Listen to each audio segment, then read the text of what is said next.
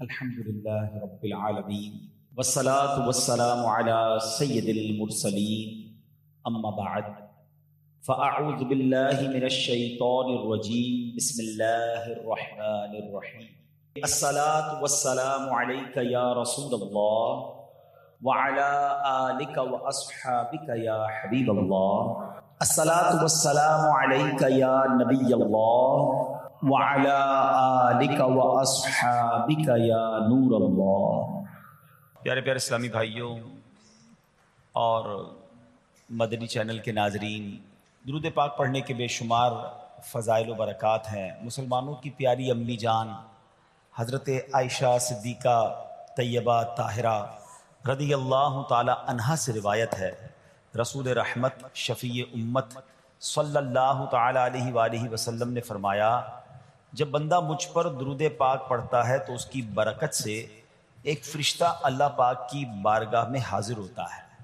اس فرشتے کے لیے حکم ہوتا ہے کہ اسے میرے بندے کی قبر کے پاس لے جاؤ تاکہ یہ میرے بندے کے لیے مغفرت کی دعا کرتا رہے اور میرے بندے کی آنکھیں ٹھنڈی ہوتی رہیں۔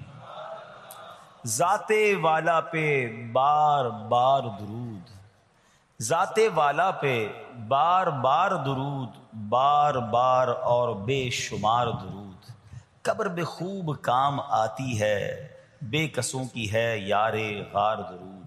صلو علی الحبیب صلی اللہ تعالی علی محمد صلی اللہ علیہ وسلم۔ پیارے پیارے اسلامی بھائیوں، کچھ دنوں پہلے ہی کی بات ہے، ایک شور اٹھا کہ ماہ رمضان کا چاند نظر آ گیا، اور جیسے ہی رمضان آیا مسجدوں کی رونقیں بڑھ گئیں، نمازیوں کی تعداد بڑھ گئی۔ ایک عجب سما تھا سحری کا، ایک روحانی منظر تھا افطار کا۔ نوجوان، بوڑھے، بچے، اسلامی بہنیں سبھی عبادت میں مشغول ہو گئیں۔ دیکھتے ہی دیکھتے عشرہ رحمت گیا، عشرہ مغفرت آیا، وہ بھی جدا ہوا۔ ہمیں لگا کہ ہم عشرہ رحمت اور عشرہ مغفرت میں ویسی عبادت نہیں کر سکے، اب آخری عشرے میں خوب عبادت کر لیں گے، طاق راتیں بھی ہیں، مگر غفلت میں وہ آخری عشرہ بھی گزار دیا۔ رمضان ہمیں تڑپا کر، بہاریں لٹا کر، برکتیں عطا کر کے ہم سے اب جدا ہو چکا ہے۔ اب رمضان یقیناً اگلے سال بھی آئے گا، مگر یہ نہیں پتا کہ ہم اس رمضان میں ہوں گے یا نہیں ہوں گے۔ ہمیں یہ بھی نہیں معلوم ہماری مغفرت ہوئی کہ نہیں۔ ہم رب کریم سے دعا کرتے ہیں کہ اللہ، جن لوگوں نے تجھے راضی کیا ان کا واسطہ ہم سے راضی ہو جا، جن لوگوں کی مغفرت فرمائی ان کا واسطہ ہماری مغفرت فرما دے۔ ماہ رمضان کی بس اب یاد ہی باقی رہ گئی ہے، اب رمضان کے بعد کی زندگی ہے۔ اب زندگی ہمیں ایسے گزارنی ہے کہ جو ہم نے رمضان میں روحانیت حاصل کی، جو برکتیں حاصل کی، جو ہمیں تقوی کی سوغات رمضان سے ملی ہے، کہیں وہ ضائع نہ ہو جائے۔ ہمارا دشمن آزاد ہو چکا ہے، شیطان حملہ کرنے کے لیے بھرپور تیاری پر آمادہ ہے۔ کئی لوگوں کو تو اس نے پہلے 2 دنوں میں ہی مسجد سے دور کر دیا ہوگا۔ اب ہمیں بھی غور کرنا ہے کہ کیا ہمیں بھی اپنی ساری عبادتیں، ساری ریاضتیں، ساری روحانیت ضائع کرنی ہے یا نہیں۔ ہم نے انشاءاللہ اس کو کنٹینیو کرنا ہے جو ہم نے رمضان میں اعمال شروع کیے تھے، جو نیکیاں شروع کی تھیں۔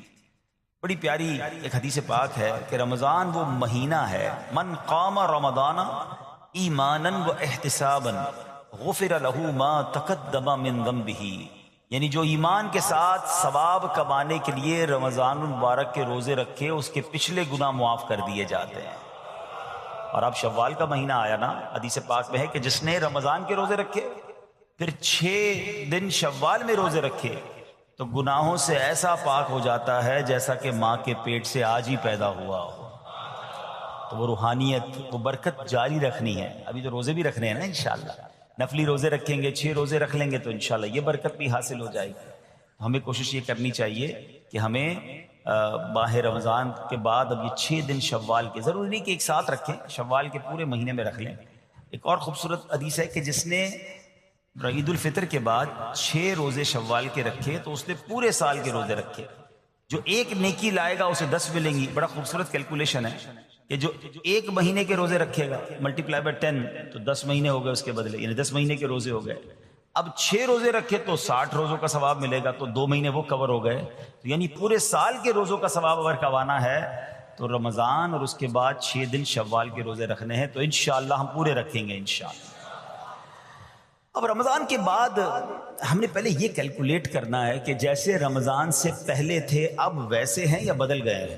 اگر کسی کی رمضان سے پہلے بھی نمازیں قضا ہو رہی ہیں اور جیسے ہی رمضان گیا پھر قضا ہو رہی ہیں، رمضان سے پہلے بھی جھوٹ تھا، ماہ رمضان گزارا اب پھر جھوٹ ہے، رمضان سے پہلے بھی حرام روزی تھی، رمضان گزارنے کے بعد دوبارہ شوال سے وہی حرام روزی شروع ہو گئی ہے، تو پھر اس کا مطلب رحمت کی بارش میں وہ نہایا نہیں ہے، اس کی زندگی میں کوئی بدلاؤ آیا نہیں ہے۔ رمضان تو بدلنے آیا تھا، ایک نئی زندگی دینے آیا، لیکن دیکھنا یہ ہے کہ کیا ہمیں وہ نئی زندگی ملی یا ہم پھر اسی پرانی روٹین پر، وہی گناہوں بری عادتیں، وہی بری عادتیں، وہی نگاہوں کے گناہ، وہی زبان کے گناہ، وہی کانوں کے گناہ۔ یہ غور کرنا، اتنا بڑا انعام ملنے کے بعد بندے کو بدلنا چاہیے۔ مہینہ بندہ کہتے ہیں نا کسی بیماری سے نکل کر آتا ہے تو بندہ کہتا نہیں یار اب یہ کام نہیں کرنے، بیماری کے بعد مجھے پتا چلا کہ کتنا مشکل ہے، میں نے یہ والے کھانے نہیں کھانے، میں نے یہ والے، کسی بھی جگہ ایک مہینہ کوئی گزار لے، چاہے وہ ہاسپٹل میں گزار لے، چاہے کسی اچھی صحبت میں گزار لے، چاہے کہیں اچھے کہتے ہیں نا انسٹیٹیوٹ میں گزار لے،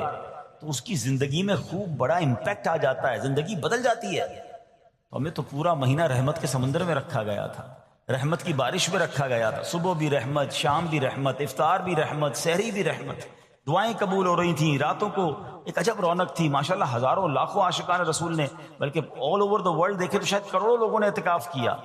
اب اعتکاف کرنے کے بعد بھی نہ بدلا، مسجد میں آنے جانے کے بعد بھی نہ بدلا میں، اور پھر ویسے ہی ہو گیا، تو پھر قصور کس کا ہے؟ قصور تو پھر میرا ہوا نا۔ یاد رکھیے قصور بارش کا نہیں ہوتا، زمین کا ہوتا ہے۔ رحمت کی بارش تو برسی، جو زمین نرم تھی اس نے پھول اگا دیے، جو زمین زرخیز تھی اس نے کھیت اگا دیے، اور جہاں پہلے ہی گندگی تھی تو بارش کی وجہ سے وہاں کیچڑ ہو جاتا ہے۔ بندہ بعض اوقات کہتا ہے یار وہ روحانیت نہیں رہی ہے، ہم اجتماع میں جاتا ہوں تو وہ لطف نہیں آتا، دعا میں وہ آنسو نہیں بہتے، پہلے بہت لطف تھا اب وہ کم ہو گیا ہے۔ کم کچھ بھی نہیں ہوا ہے، دل کی بستی خراب تو نہیں ہو گئی ہے، دل کی بستی خود تو نہیں اجاڑ گئی ہے۔ امیر اہل سنت لکھتے ہیں نا، بات اسیاں سے میں نے بگاڑی، دل کی ہاتھوں سے بستی اجاڑی، بات اسیاں سے میں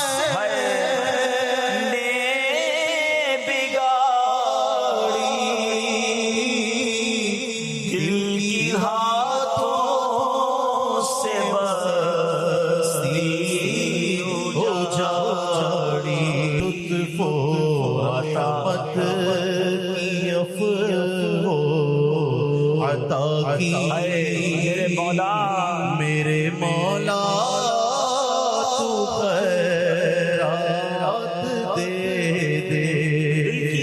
دل کی بستی اجڑنے دینی نہیں ہے، شیطان آیا ہے اجاڑنے کے لیے، پلان پورا ہے اس کا، اس سے سب چھین لینا ہے، اس کی نمازیں، اس کے روزے، اس کی آنسو، اس کی دعائیں، اس کے سجدے، اس کے صدقے، اس کی خیرات، اس کے چہرے پر جو داڑھی سج گئی، سر پر جو امامے آ گئے، بہنوں نے جو پردے کی نیت کر لی، وہ آیا ہے بستی اجاڑنے، وہ آیا ہے ہم سے سب کچھ چھیننے۔ اب عقل مند وہ ہے جو شیطان کی باتوں میں نہ آئے، رحمان عز و جل کے رحمت کے سائے میں چھپ جائے، مسجدوں میں آتا رہے، نمازوں کی پابندی کرتا رہے، سنتوں پر عمل کرتا رہے، جی اگر چاہے بھی برائی کی طرف تو ان بری محفلوں کی طرف نہ جائے۔ آج میں آپ کو ایک بڑی خوبصورت یوں سمجھے حدیثیں سنانے آیا ہوں۔ جب میں اس بیان کو تیار کر رہا تھا تو کہتے نا کہ بیان تیار کرتے کرتے چہرے پہ مسکراہٹ آ رہی تھی۔ آج وہ حدیثیں ہیں کہ جب بندہ یہ عمل کرتا ہے، کچھ اعمال بتاؤں گا، کچھ حدیثوں میں ایسے اعمال بتائے گئے کہ بندہ جب یہ عمل کرتا ہے تو رب مسکراتا ہے۔ عمل تو بعد میں سنیں گے، یہ فضیلت سن کے کیسی مزہ آ رہا ہے۔ اللہ مسکراتا ہے اپنے اس بندے کو دیکھ کر جو یہ عمل کرتا ہے۔ ہاں ایک وضاحت کر دوں کہ یقیناً اس کا مسکرانا ایسا نہیں ہے جیسا ہمارا مسکرانا ہے۔ اللہ پاک جسم اور جسم کے لوازمات سے پاک ہے، اس کی شان بہت اونچی ہے، مگر احادیث میں جب جہاں جائے لفظ آیا نا کہ رب مسکراتا ہے تو اس کا مطلب یہ کہ اللہ بندے کے اس کام سے بہت راضی ہو جاتا ہے، اس پر رحمتیں نازل فرماتا ہے۔ سبحان اللہ. میں سوچ رہا تھا یہاں تک بتانے کے بعد آپ کو یہ کہہ دوں نا، اب جو بھی کام بتانا ہے وہ کرنا شروع کر دیں گے انشاءاللہ. بغیر بتائے بتا دوں کہ بھائی اب یہ کام میں رب راضی ہو جائے گا. رب کا مسکرانا لفظ کیسا ہے یار، جس کو کہنا دل کی کلیاں کھل اٹھیں کہ زندگی میں میں کوئی کام ایسا کر لوں، کوئی ایک کام ایسا کر لوں کہ اللہ میری طرف دیکھ کر مسکرا دے، یعنی اس کی رحمت مسکرائے اور اس کی طرف سے رحمتیں نازل ہو جائیں، وہ مجھ سے راضی ہو جائے. تو یہی زندگی کا حاصل ہے نا. سبحان اللہ. تو یہ آئیے آج مدری چل کے ناظرین آپ بھی اٹینشن ہو جائیں کہ وہ کام کون سے ہیں جس کو دیکھ کر رب کی رحمت ایسی راضی ہو جاتی ہے، رب اتنا راضی ہو جاتا ہے. سبحان اللہ سبحان اللہ. تو آئیے ایک پہلی حدیث سنتے ہیں.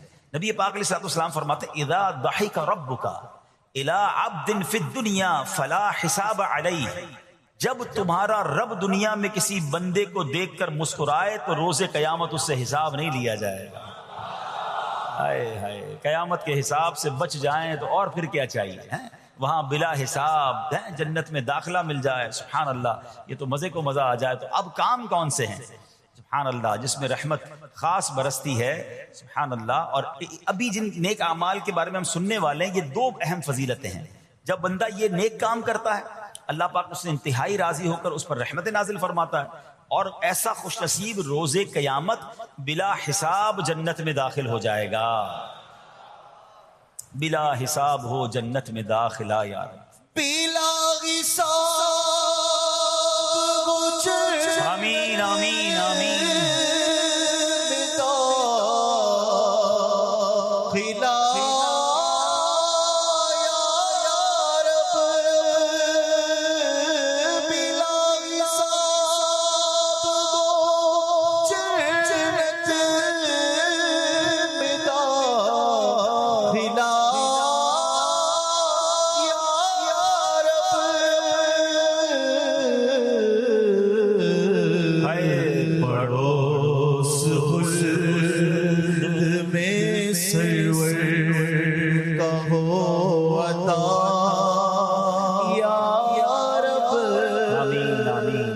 واقعہ سنیے گا. پہلا خوبصورت کام، اور یہ اتنا آسان کام ہے، سچی بات یہ اتنا مزیدار کام ہے کہ بندہ یہ صبح و شام کر سکتا ہے اور کرتا جائے اور رب کی رحمت لوٹتا جائے. مگر اس واقعے میں مولا علی شیر خدا کرم اللہ تعالی وجہ الکریم کی شان بھی بڑے پیارے انداز میں سیکھنے کو ملے گی. حضرت علی بن ربیعہ رحمت اللہ تعالی فرماتے ہیں ایک مرتبہ مسلمانوں کے چوتھے خلیفہ حضرت علی المرتضی شیر خدا کرم اللہ تعالی وجہ الکریم سواری پر سوار ہوئے، مجھے اپنے پیچھے بٹھایا اور حرا نامی علاقے کی طرف چل رہے تھے. چل پڑے. چلتے چلتے آپ نے آسمان کی طرف نظر اٹھایا اور پھر پڑھا اے اللہ پاک میرے گناہ بخش دے، بے شک تیرے سوا کوئی گناہوں کو بخشنے والا نہیں ہے. کیسی پیاری التجا ہے. تو نہیں بخشنا یا اللہ، تیرے سوا کون ہے؟ تیرے سوا گناہوں کو بخشنے والا کوئی نہیں ہے. حضرت علی بن ربیعہ فرماتے ہیں یہ پڑھنے کے بعد مولا علی شیر خدا میری طرف دیکھے اور مسکرائے. مجھے بڑی حیرانی ہوئی. میں نے پوچھا کہ اے امیر المومنین، آپ نے پہلے استغفار کیا، اپنے گناہوں کی معافی مانگی، پھر آپ میری طرف دیکھ کر مسکرائے، اس میں راز کیا ہے؟ مولا علی شیر خدا کرم اللہ تعالی وجہ الکریم فرماتے ہیں کہ اپنے پرانا ایک واقعہ سنانے لگے، اپنی ماضی کی ایک یاد تازہ کرنے لگے. فرمانے لگے ایک مرتبہ پیارے آقا مکی مدنی مصطفیٰ صلی اللہ تعالیٰ علیہ وسلم سواری پر تشریف فرما ہوئے اور مجھے اپنے پیچھے بیٹھنے کا شرف عطا فرمایا. مولا علی کو پیچھے بٹھایا نبی پاک نے اپنی سواری پر، اور ہم اسی جگہ یعنی حرا کا جو علاقہ ہے اسی طرف آ رہے تھے. اور چلتے چلتے میرے آقا علیہ الصلوۃ والسلام نے آسمان کی طرف نگاہ اٹھائی اور فرمایا اللہم اغفر لی ذنوبی انہ لا یغفر الذنوب احد غیرک. اے اللہ میرے گناہ بخش دے، بے شک تیرے سوا کوئی گناہوں کا بخشنے والا نہیں ہے. پھر نبی پاک علیہ الصلوۃ والسلام میری طرف دیکھ کر مسکرائے. اے ربیعہ میں نے بھی وہی سوال کیا جو آج تم نے سوال کیا تھا. علی بن ربیعہ نے سوال کیا تھا نا کہ آپ مسکرائے کیوں؟ نبی پاک علیہ الصلوۃ والسلام سے مولا علی نے سوال کیا کہ حضور آپ نے پہلے استغفار کیا پھر آپ مسکرائے. تو نبی پاک علیہ الصلوۃ والسلام نے فرمایا اے علی جب بندہ اللہ پاک سے گناہوں کی معافی مانگتا ہے اللہ پاک اس بندے سے خوش ہو کر مسکراتا ہے. بس اللہ پاک کے اسی مسکرانے کی وجہ سے میں مسکرایا ہوں. اچھا اس پر بات کرتے ہیں کہ استغفار کتنی کمال کی چیز ہے، اللہ کی کتنی پسند کی چیز ہے. مگر ذرا کمال تو دیکھیے مولا علی شیر خدا کا کہ آپ نے ایگزیکٹلی وہی پورا سینیریو کریٹ کیا، وہ پورا منظر آپ نے خود کریٹ کیا، بنایا کہ اسی طرح پیچھے سواری پر علی بن ربیعہ کو بٹھایا، اسی وادی میں لے کر گئے، اسی وادی میں جا کر آسمان کی طرف نگاہ بھی کی اور وہی الفاظ دہرائے جو نبی پاک نے دہرائے۔ الفاظ دہرانے کے بعد حضرت علی بن ربیعہ کو مولا علی دیکھ کر مسکرا بھی رہے ہیں، اور کمال دیکھیں علی بن ربیعہ سوال بھی وہی کر رہے ہیں اور میرے شیر خدا جواب بھی وہی عطا فرما رہے ہیں۔ ہائے ہائے کیسا نبی پاک سے محبت کا انداز ہے۔ ایچ اینڈ ایوری اسٹیپ، ایک ایک قدم کو صحابہ فالو کیا کرتے، ہمارے اسلاف فالو کیا کرتے ہیں۔ مسکرایا بھی نبی پاک نے جس مقام پر، جس انداز میں، وہ وہاں جا کر ویسے ہی مسکرا رہے ہیں، گویا یہ بتا رہے ہیں یہ نہ پوچھو میں کیا کر رہا ہوں، کسی کی ادا کو ادا کر رہا ہوں۔ صحابہ اکرام پتہ ہے مقامات ڈھونڈا کرتے تھے کہ کہاں کہاں میرے آقا نے نمازیں ادا کی، کہاں قیام کیا، سفر میں کہاں پڑاؤ ڈالا، ہم بھی ایگزیکٹلی اسی طریقے سے سفر کریں، وہیں پڑاؤ ڈالیں، وہیں نوافل ادا کریں۔ اللہ اکبر۔ اور آج ہمیں پتہ چل جائے کہ یہ سنت ہے تو جواب کیا ملتا ہے؟ بھائی سنت ہی ہے نا، فرض تو نہیں ہے۔ امام صاحب سے اور مولوی صاحب سے اور علماء سے لوگ آ کے یہی سوال کر رہے تھے، حضرت گناہ تو نہیں ملے گا؟ سنت ہی ہے نا، کوئی مسئلہ تو نہیں چھوڑ دیں؟ اللہ کے بندو سنت کو اتنا نارمل لے لیا، اب تو نیا طبقہ بن گیا، کہتے ہیں بھائی نماز میں فرض پڑھ لو، بڑی بات ہے، کیا پڑھنا، سنت ہے کوئی ضروری نہیں ہوتی۔ کہاں سے آگے لوگ جو نبی پاک کی سنت سے ہمیں دور کرنے کی بات کرتے؟ عاشق رسول کے لیے اس سے بڑی کیا بات ہے کہ پتہ چل جائے یہ نبی پاک کی سنت ہے۔ میرے آقا فرماتے من احب سنتی فقط احبنی، جس نے میری سنت سے محبت کی وہ ایسا ہے جیسے اس نے مجھ سے محبت کی۔ اور آگے سنو، فرماتے ومن احبنی کان معی فی الجنہ، جس نے مجھ سے محبت کی وہ جنت میں میرے ساتھ ہوگا۔ ارے سنت پر عمل کرنا تو جنت میں جانے، اور وہ بھی نبی پاک کے ساتھ جانے والا راستہ ہے۔ لوگ کہتے سنت ضروری نہیں۔ اللہ سلامت رکھے میرے پیر و مرشد کو، اللہ سلامت رکھے دعوت اسلامی کو، قدم قدم پر سنتوں کی بات دعوت اسلامی والے کرتے ہیں۔ یقیناً کچھ لوگوں کو پرابلم ہوتی ہے، یار اتنی سنتوں کی بات، تمہارا بیان بھی سنتوں بھرا بیان، مدنی حلقہ بھی سنتوں بھرا، تو جناب ہر جگہ سنت کی بات۔ ارے غلام آقا کے طریقے کی بات نہ کرے تو کس کی بات کرے؟ ارے مولا علی کو تو دیکھو یار، مولا علی شیر خدا، ہم پنجتن کے غلام ہیں، اہل بیت سے محبت کرتے ہیں، صحابہ سے پیار کرتے ہیں، ان کو دیکھیں نا، ایک ایک قدم کو، ایک ایک طریقے کو، ایک ایک انداز کو فالو کیا کرتے تھے۔ آپ کو پتہ ہے حضرت ابوبکر صدیق رضی اللہ تعالیٰ کا وصال کا دن آنے والا تھا، آپ کو آخری گھڑیاں تھیں، آپ نے اپنی صاحبزادی بی بی عائشہ صدیقہ رضی اللہ تعالیٰ عنہا سے پوچھوایا ذرا یہ تو بتاؤ نبی پاک کا جو وصال کا دن تھا وہ دن کون سا تھا؟ وصال کے وقت کپڑے کیا پہنے تھے؟ یعنی ایک ایک بات کی معلومات لے رہے ہیں۔ تمنا یہ ہے کہ نبی پاک جس دن دنیا سے پردہ فرمایا اس سنت پر بھی عمل ہو جائے، میرا انتقال بھی اسی دن ہو جائے۔ آپ غور کریں کتنی باریکی سے پیارے آقا علیہ الصلوۃ والسلام کو صحابہ کرام اہل بیت اطہار فالو کرتے تھے، اور آج پتہ نہیں کیا ہو گیا ہے سنت۔ ابھی تھوڑے دنوں بعد انشاءاللہ حاجی حج کو جائیں گے، اللہ مجھے اور آپ کو بار بار حج کی سعادت عطا فرمائے۔ حج کے دنوں میں ایک ہی سوال ہوتا ہے، مینا کی راتیں سنت ہی ہے نا، نہ گزاریں تو حضرت پہ دم تو نہیں ہو جائے گا؟ ارے تمہیں صرف دم کی فکر ہے، گئے کس لیے حج پہ؟ میرے آقا نے اگر خیموں میں مینا کے میدان میں رات گزاری تو عاشق رسول کے لیے تو اس سے بڑی راتیں کون سی ہوں گی؟ قدم قدم پر پیارے آقا کے طریقے کو فالو کرنا چاہیے۔ حاجی کو ایک ہی فکر ہوتی ہے بھائی دم تو نہیں لگ جائے گا، مولوی صاحب اور کوئی رعایت بتا دیں۔ ارے ہم گئی عبادت کرنے، سنتوں پر عمل کریں، مستحبات پر عمل کریں، بزرگوں کی اداؤں کو ادا کریں تاکہ زیادہ سے زیادہ برکتیں لوٹ کر آئیں۔ تو بہرحال اب آتے ہیں واپس اسی عمل پر۔ کیا عمل ہے؟ جس کو دیکھ کر رب بھی مسکراتا ہے۔ دوبارہ عرض کر دوں کہ اللہ کا مسکرانا وہ جسم اور جسمانیت سے پاک ہے، اس کی رحمت برستی ہے، اس کی رضا مل جاتی ہے۔ اور وہ کس بات پر رضا ملتی ہے کہ جب بندہ اللہ سے معافی مانگتا ہے تو اللہ اس کے معافی مانگنے پر بہت راضی ہو جاتا ہے۔ سبحان اللہ، اللہ پاک ایسے بندے سے بہت خوش ہوتا ہے کہ وجہ پتہ کیا ہے؟ وہ فرماتا ہے دیکھو میرا بندہ جانتا ہے کہ اس سے گناہ ہوا ہے اور یہ بھی جانتا ہے کہ میرا مالک بخشنے والا ہے۔ اللہ کی رحمت سے مایوس نہیں ہونا ہے، گناہ ہو گیا اب فوراً توبہ کرنا، استغفار کریں۔ سبحان اللہ، اللہم اغفر لی، اللہم اغفر لی، یہ پڑھنے کی عادت بنائیں، ٹھیک ہے؟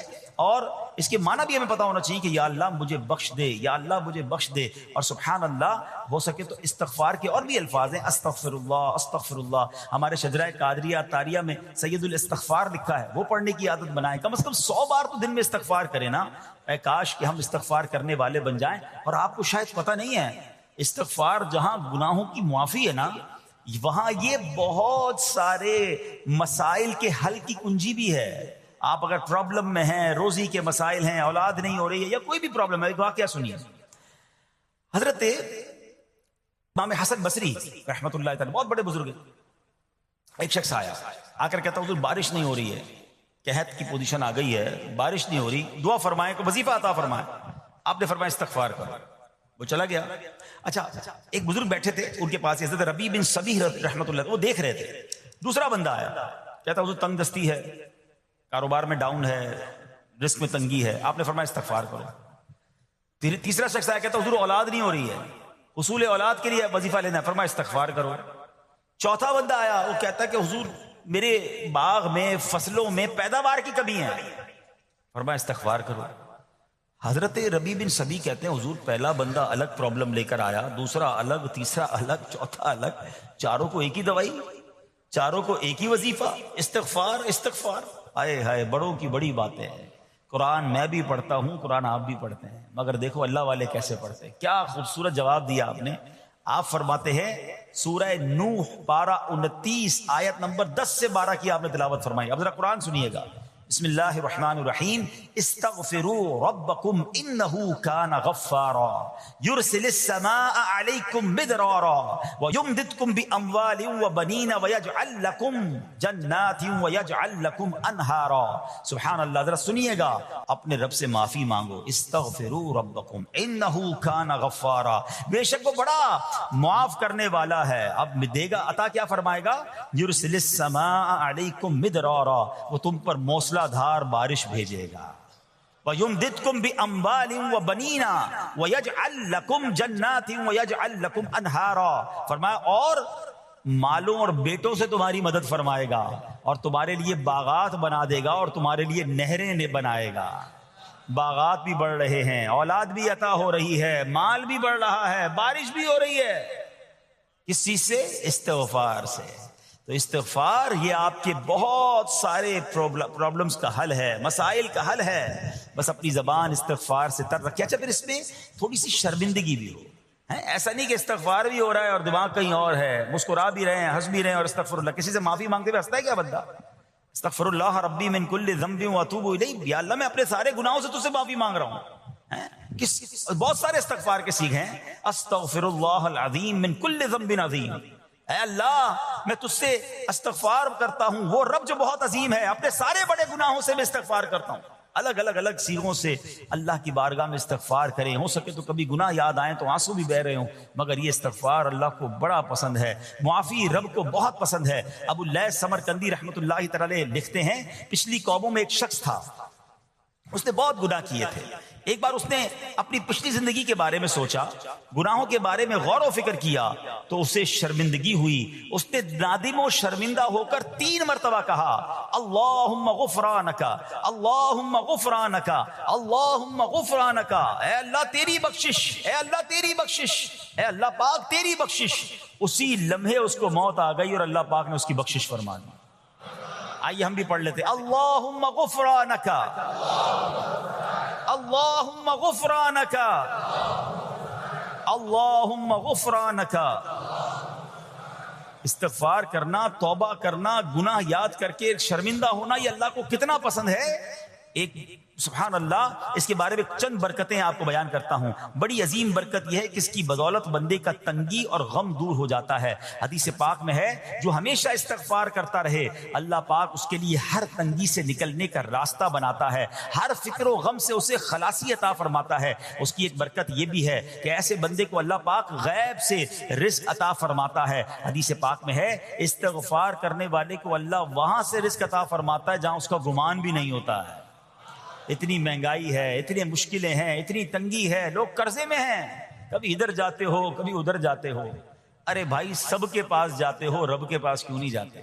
استغفار کرنا شروع کر دو، فرمایا ادھر سے روزی دے گا جہاں تمہارا گمان بھی نہیں جائے گا. اس کی برکت سے اللہ پاک دلوں کے زنگ کو دور فرماتا ہے. آئیے پیارے اسلامی بھائیوں، اللہ کو معافی مانگنا، دل سے پکارنا کتنا پسند ہے. میں آپ کو ایک بہت ہی خوبصورت واقعہ بتاتا ہوں، اور یہ واقعہ ہے حضرت موسیٰ علیہ نبینا علیہ الصلوۃ والسلام کا. اللہ پاک نے حضرت موسیٰ علیہ نبینا علیہ الصلوۃ والسلام نے ایک بار اپنی مناجات میں عرض کیا یا اللہ یا رب اللہ پاک کی طرف سے جواب آیا لبیک یا موسیٰ. آپ نے عرض کی یا اللہ تو میرا مالک ہے, تو تو خالق ہے, میں تو تیرا بندہ ہوں. ارشاد ہوا مجھے یہ پسند ہے کہ جب مجھے کوئی میرا بندہ یا رب پکارے تو میں اسے لبیک کہہ کر جواب دوں. اللہ فرما رہا ہے. حضرت موسیٰ نے عرض کی یا رب کیا یہ ہر مطیع بندے کے لیے ہے؟ کیا ہر نیک آدمی کے لیے ایسا ہے کہ جب تجھے وہ پکارے تو تو لبیک فرماتا ہے؟ سنو اللہ فرماتا ہے ہاں بلکہ ہر گناہگار بندے کے لیے بھی ہے. تو حضرت موسیٰ نے عرض کی یا اللہ فرما بردار تو تیری اطاعت کرتا ہے, وہ بات تو سمجھ آ رہی ہے, گناہگار پر یہ کرم کس وجہ سے؟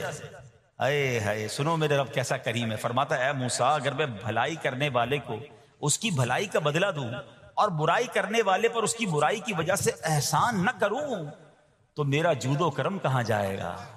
اللہ فرماتا ہے میرا پھر کرم میری رحمت کس لیے ہے؟ برائی کرنے والا بھی گناہ کرنے والا بھی مجھے پکارتا ہے, میں اسے بھی لبیک کہہ کر جواب دیتا ہوں. حضرت موسیٰ علیہ نبینا علیہ الصلوۃ والسلام کو ایک بار وحی نازل ہوئی کہ اے موسیٰ فلاں علاقے میں جاؤ, ہمارا ایک نیک بندہ اس کا انتقال ہو گیا ہے, جا کے اس کو غسل دو, اس کو کفن دو اور اس کا جنازہ پڑھو. حضرت موسیٰ وہاں پہنچ گئے اور جب وہاں جا کر آپ نے لوگوں سے کہا کہ مجھے فلاں بندے کے پاس لے جاؤ جس کا انتقال ہوا ہے, مجھے غسل دینا ہے, کفن پڑھنا ہے, جنازہ پڑھنا ہے. لوگوں نے کہا حضرت یہ تو زمانے کا گناہگار بڑا بےہودہ بڑا بدکار شخص تھا, آپ کو رب کا حکم تھا, آپ نے غسل بھی دیا, کفن بھی پہنایا, جنازہ بھی پڑھا, پھر رب کی بارگاہ میں عرض کی مولا بندے تو یہ کہہ رہے ہیں یہ تو بہت برا آدمی تھا, تو نے مجھے بھیجا اور فرمایا تیرا پیارا بندہ, میں نے جنازہ بھی پڑھ دیا, غسل اور کفن بھی دیا. اب ذرا آپ سوچیں کہ کسی کا جنازہ حضرت موسیٰ پڑھ دیں تو اس کی تو بخشش کا تو کوئی مسئلہ ہی کوئی نہیں نا, وہ تو اللہ کے نبی جس کا جنازہ پڑھے غسل دے تو یا اللہ تو نے ایسا انتظام فرما دیا. تو رب کریم کی طرف سے پتہ ہے کیا جواب آتا ہے؟ اللہ فرماتا ہے اے موسیٰ بندے سچ کہتے ہیں, یہ بندہ واقعی بڑا گناہگار تھا. جو علاقے والے شہر کے لوگ کہہ رہے ہیں نا ٹھیک کہہ رہے ہیں, یہ بندہ تھا ہی ایسا. یا اللہ جب اتنا گناہگار تو اتنی بڑی مہربانی کس وجہ سے؟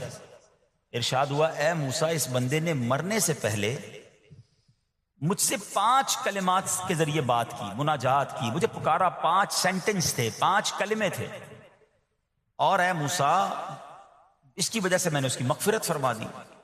حضرت موسیٰ کہتے ہیں یا اللہ وہ 5 کلمے تو بتا دے, وہ 5 کیسے جملے تھے کہ علاقے میں سب سے مشہور بدکار اور اس کا انتقال ہو تو رب مغفرت بھی فرمائے اور اپنے نبی کو فرمائے جا کے جنازہ پڑھو.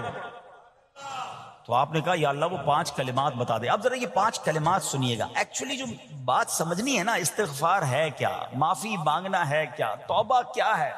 اللہ فرماتا نا کہ ہم نے سنا کہ جو بندہ اللہ سے استغفار کرتا ہے اللہ اسے دیکھ کر مسکراتا ہے. اس کی وجہ یہ کہ بندہ رب کی بارگاہ میں اپنے آپ کو سرنڈر کرتا ہے, اپنے گناہ یاد کرتا ہے, اپنی کم مائگی کا اظہار کرتا ہے. وہ کہتے ہیں نا الندم التوبہ, شرمندگی توبہ ہے. شرمندہ ہو جائے نا انسان. دنیا میں پتہ کیا معاملہ ہے, ہم کسی عدالت میں جا کر کہہ دیں ہم نے جرم کیا ہے, اقبال جرم, ٹھیک ہے, تو کیا ہوتا ہے, جج کہتا ہے پھر اس کو گرفتار کرو اور سزا سناؤ. بندہ خود ہی مان رہا ہے, گواہوں کی ضرورت کیا ہے. دنیا کی عدالت میں اقبال جرم پر سزا ملتی ہے. میرے رب کی رحمت کی عدالت دیکھو, بندہ وہاں جا کر اقبال جرم کر لے, شرمندہ ہو جائے, معافی مانگ لے, اللہ اس کے سارے گناہ معاف فرما دیتا ہے. یہ فرق ہے دنیا والوں میں اور رب کی عدالت میں. سبحان اللہ. وہ حضرت موسیٰ کہتے ہیں یا اللہ وہ 5 کلمے بتا, اور بتائے گئے تو وہ 5 کلمے سنیے گا ذرا. وہ بندہ کہتا ہے مرنے سے پہلے اے رب تو جانتا ہے میں نیکوں سے محبت کرتا ہوں اگرچہ خود نیک نہیں ہوں. یا رب تو جانتا ہے میں فاسقوں سے بغض رکھتا ہوں اگرچہ میں خود فاسق ہوں. سمجھ رہے ہیں بات؟ اے اللہ نیکوں سے پیار کرتا ہوں, مجھے پتا ہے میں خود نیک نہیں ہوں. میں گناہ گاروں سے نفرت کرتا ہوں حالانکہ میں خود بھی گناہ گار ہوں. کہیں بھی اپنی بڑائی نہیں ہے, میں گناہ گار, میں بدکار, مگر اللہ میں پیار کرتا ہوں نیک لوگوں سے.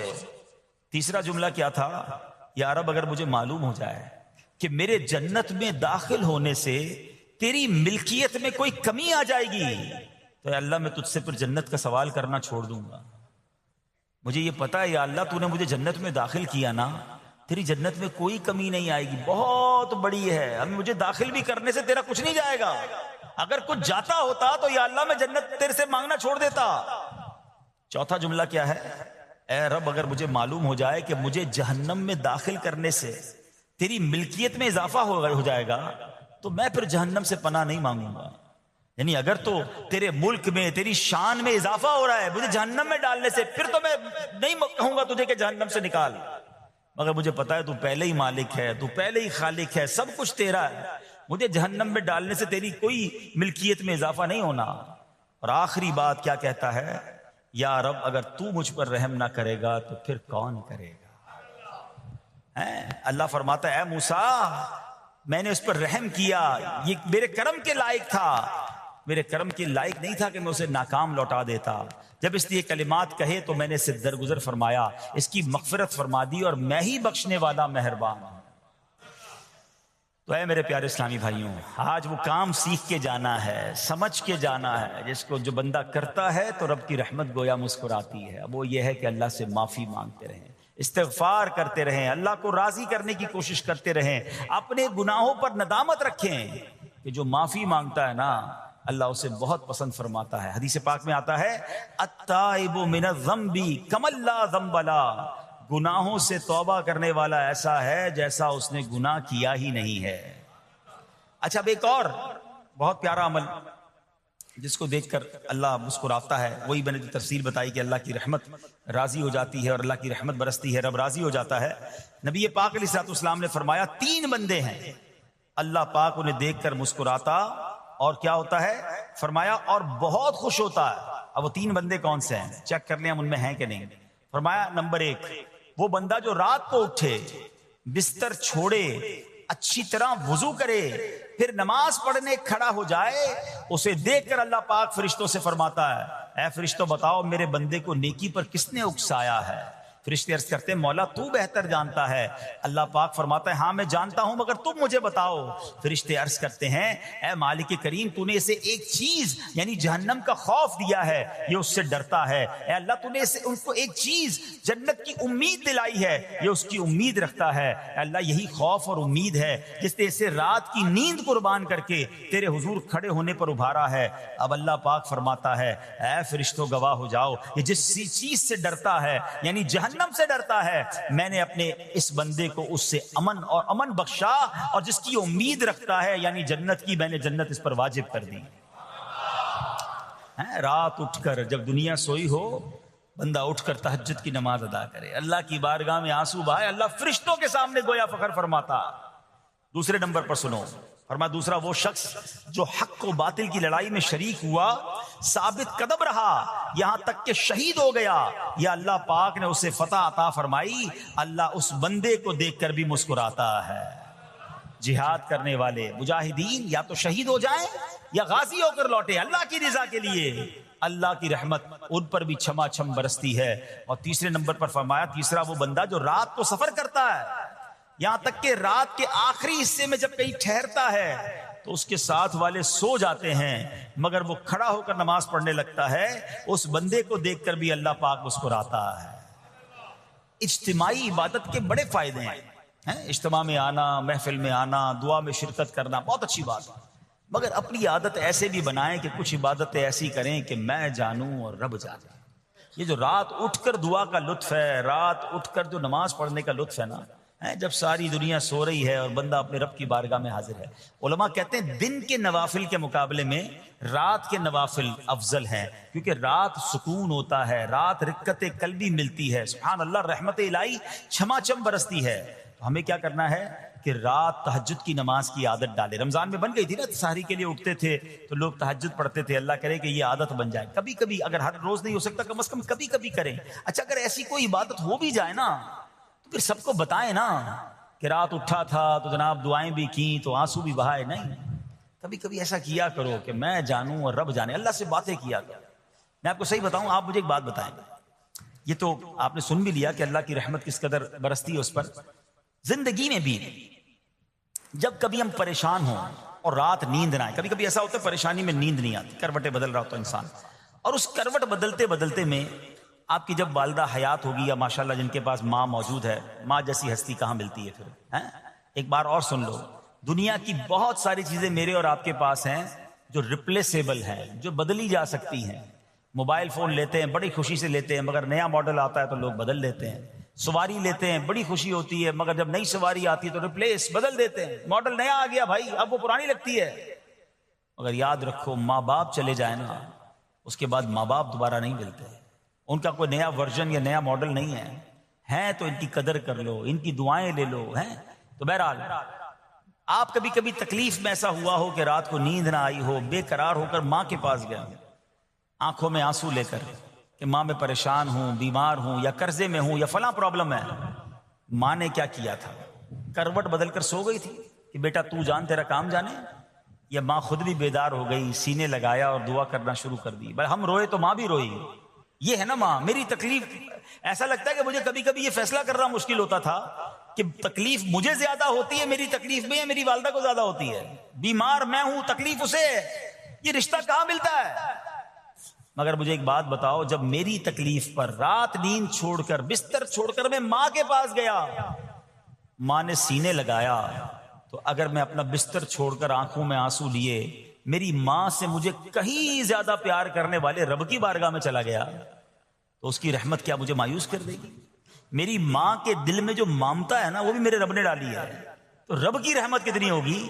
تو کبھی کبھی اللہ کی بارگاہ میں رات کے اس پہر حاضر ہوا کرو، جو پرابلم ہے آپ کی، جو مشکل ہے آپ کی، آپ یقین کریں، آپ اللہ کی بارگاہ میں تہجد کے وقت رات کے آخری پہر آنسو بہائیں، دعائیں کریں، نوافل پڑھیں، پھر دیکھیں آپ کے دل کو تسلی کیسے ہوتی ہے، آپ کا ایمان تازہ ہو جائے گا، اور آپ نے دیکھا کہ ایسے وقت عبادت کرنے والوں سے رب کتنا راضی ہوتا ہے۔ اللہ کرے یہ بات ہمیں سمجھ آ جائے۔ اسی طرح عظیم صحابی حضرت عبداللہ ابن مسعود رضی اللہ تعالیٰ سے روایت ہے، پیارے آقا مکی مدنی مصطفیٰ صلی اللہ تعالیٰ علیہ وسلم نے فرمایا، ایک بندہ رات کو اٹھتا ہے، اچھی طرح وضو کرتا ہے، پھر اللہ پاک کی حمد کرتا ہے، اس کی بزرگی بولتا ہے، اپنے نبی علیہ الصلوۃ والسلام پر درود پڑھتا ہے، قرآن کھول کر پڑھنا شروع کر دیتا ہے، یہ وہ بندہ ہے جسے دیکھ کر اللہ پاک مسکراتا ہے اور فرماتا ہے، دیکھو میرا بندہ عبادت کر رہا ہے جبکہ اسے میرے سوا کوئی نہیں دیکھ رہا ہے۔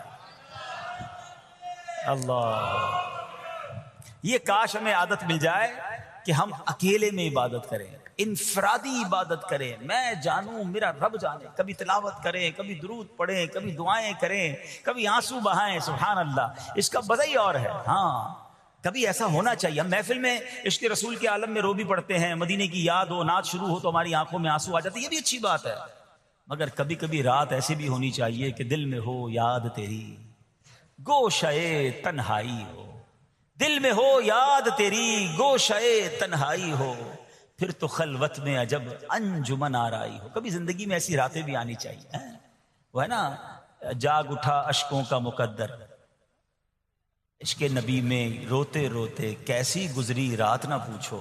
کبھی کبھی ایسی رات بھی گزرنی چاہیے کہ آقا کی یاد میں آنسو بہ رہے ہوں، مدینے کی یاد میں، گھر والوں کو بھی پتہ نہ چلے، ہلکی ہلکی آواز میں کبھی نعت شریف لگا لیا کریں، کبھی مناجات لگا لیا کریں، ہم پتہ نہیں کیا دیکھتے دیکھتے سوتے ہیں۔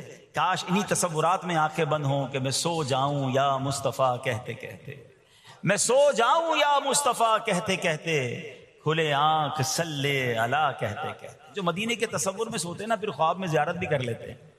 خواب کا ایک فنامنا یہ بھی ہے، آپ جس چیز کے بارے میں سوچتے ہوئے سوتے ہیں نا، عموماً گندی باتیں دیکھ کر، گندی چیزیں دیکھ کر سوتے ہیں، پھر ایسے ڈراؤنے خواب بھی آتے ہیں، انہیں ٹینشن بھی آتی ہے، فلموں میں بھی ماردار دیکھی، خواب میں بھی لڑائی جھگڑے دیکھ رہے ہیں۔ جو مدینے کی یادوں میں سو رہا ہے، جو باوضو سو رہا ہے، جو اللہ کا ذکر کر کے سو رہا ہے، جو نوافل پڑھ کے سو رہا ہے، پھر دیکھو خواب میں بھی کہاں کہاں کی سیر کرے گا انشاءاللہ۔ تو اپنی خلوتوں کو اچھا کریں، اپنے اکیلے وقت کو بھی خوبصورت کریں، آنسو بہائیں، اور سبحان اللہ تہجد پڑھنے والوں کے چہروں پر نور بھی آ جاتا ہے۔ ہاں یہ ایک الگ نعمت انہیں ملتی ہے، اللہ نصیب فرما دے۔ اچھا ایک اور خوبصورت کام ہے، اللہ کریم جنہیں دیکھ کر مسکراتا ہے۔ فرمایا حضرت ابو سعید خدری رضی اللہ عنہ فرماتے ہیں، رسول ذیشان مکی مدنی سلطان صلی اللہ تعالی علیہ وسلم نے فرمایا، 3 بندوں کو دیکھ کر اللہ پاک مسکراتا ہے۔ وہ قوم جو نماز میں صفیں سیدھی کرتی ہے، اور وہ بندہ جو اللہ پاک کی راہ میں جہاد کرتا ہے، تیسرا وہ بندہ جو رات کے اندھیرے میں عبادت کرتا ہے، انہیں دیکھ کر اللہ پاک مسکراتا ہے۔ جہاد والی بات اور رات والی عبادت کی بات تو ہو گئی، اب اس میں نئی بات سیکھنے کو ملی، صفیں درست کرنے والی۔ اب روز نماز پڑھ رہے ہیں، صفیں درستی کر رہے ہوتے، امام صاحب کہہ کے تھک جاتے ہیں، کاندھے سے کاندھا ملائیں، صفوں کو سیدھا کریں۔ صفوں کو سیدھا کرنے والوں کو دیکھ کر رب کی رحمت مسکراتی ہے، رحمت برستی ہے۔ اب یہ کتنا آسان کام ہے، مگر اس کی طرف بھی توجہ نہیں ہوتی ہے۔ یاد رکھیے کہ صفیں سیدھی کرنا یہ بڑی نیکی ہے، اور اللہ کرے کہ ہم اس پر عمل کرنے والے بنیں۔ اور صفیں درست نہ کرنا ترک واجب، ناجائز اور گناہ ہے۔ جو سیدھی صفے نہیں کرتے، نہیں ناجائز کرتے ہیں، گناہ کرتے ہیں. صف درست نہ کرنے سے نماز ناقص رہ جاتی ہے. اور یہ بعض اوقات لوگ کہتے ہیں یار ہمیں نماز میں وسوسے بہت آتے ہیں. تو روایتوں میں آتا ہے صف درست نہ کرنا نماز میں وسوسے آنے کا سبب ہے. صفیں ٹھیک نہیں ہوں گی نا، عجیب عجیب سی باتیں دماغ میں آئیں گی. کیوں؟ حدیث پاک میں آتا ہے شیطان تمہارے درمیان بھیڑ کے بچے کی طرح گھس جاتا ہے. شیطان صفوں میں گھس جاتا ہے. صف سیدھی نہ کرنے میں چہرہ بگڑنے کا اندیشہ ہے. آئے ہائے، اب ذرا غور کر لیجئے یہ کتنا ضروری ہے. قرآن کریم میں ایک سورت ہے سورہ صافات. اس مبارک سورت کی پہلی آیت میں اللہ پاک نے فرمایا وَالصَّافَّاتِ صَفًّا. ان کی قسم جو باقاعدہ صفے باندھے ہوئے ہیں. حضرت عبداللہ ابن مسعود فرماتے ہیں یہاں صفے باندھنے والوں سے مراد فرشتے ہیں. حضرت جابر بن سمورہ رضی اللہ تعالیٰ عنہ فرماتے ہیں ایک دن پیارے آقا مکی مدنی مصطفیٰ صلی اللہ تعالیٰ علیہ وسلم تشریف لائے اور فرمایا تم ایسے صف کیوں نہیں بناتے جیسے فرشتے صفے بناتے ہیں. ہم نے عرض کی یا رسول اللہ صلی اللہ تعالیٰ علیہ وسلم فرشتے کیسے صف بناتے ہیں؟ فرمایا پہلے اگلی صف مکمل کرتے ہیں اور خوب مل کر کھڑے ہوتے ہیں. سبحان اللہ، مبارک ہو مسلمانوں کو جو صفے سیدھی کرتے ہیں، اچھی طرح کاندھے سے کاندھا ملاتے ہیں. گویا یہ فرشتوں کا کام کر رہے ہیں، فرشتوں والا کام کر رہے ہیں. تفسیر طبی میں ہے فاروق اعظم رضی اللہ عنہ کا یہ معمول تھا جب نماز پڑھانے لگتے تو نمازیوں کو فرماتے صفے سیدھی کر لو، اے فلاں ذرا آگے ہو جاؤ، اے فلاں ذرا پیچھے ہو جاؤ. پھر فرماتے بے شک اللہ پاک تمہیں فرشتوں کی طرح دیکھنا پسند فرماتا ہے. تو صفے سیدھی رکھنا یہ فرشتوں کا انداز ہے اور اللہ کی رحمت خوب برستی ہے. گویا رب مسکراتا ہے انہیں دیکھ کر. تو اے میرے پیارے اسلامی بھائیوں، اور بھی بہت سارے کام ہیں جس کو دیکھ کر، جن کو کرنے سے اللہ کی رحمت چھما چھم برستی ہے. بہرحال جب نے 3-4 باتیں سنی ہیں آج سے اس کو نیت کر لیتے ہیں کہ خوب اللہ کی بارگاہ میں ہم استغفار کریں گے، اپنے گناہوں پر معافی مانگیں گے. انشاءاللہ راتوں کو اٹھ کر جب لوگ سو رہے ہوں گے اللہ کی بارگاہ میں عبادت کریں گے. اسی طرح فرمایا کہ صفوں کو درست کریں گے اور انشاءاللہ رب کی بارگاہ سے خوب رحمتیں لوٹیں گے. اے میرے پیارے اسلامی بھائیوں، یہ سب کب ہو سکے گا؟ کہ جب ہم اچھے ماحول میں رہیں گے. تہجد تو جب پڑھیں گے نا جب پہلے فرض پڑھیں گے. جس کی فرضی قضا ہو رہی ہے تو اس کو تہجد کی باری کب آئے گی؟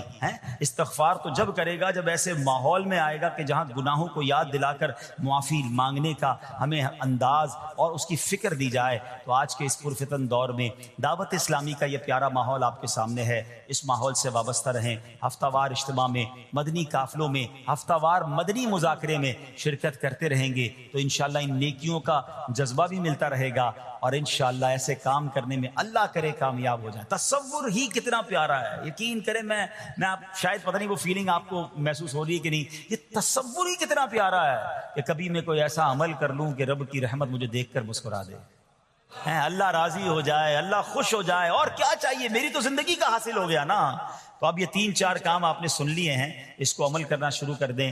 اللہ کریم سے دعا کرتا ہوں کہ رب کریم اپنی رضا والے کام ہمیں بڑھ چڑھ کر کرنے کی توفیق عطا فرمائے. اللہ پاک ہم سب کو عمل کرنے کی توفیق عطا فرمائے. صلو علی الحبیب.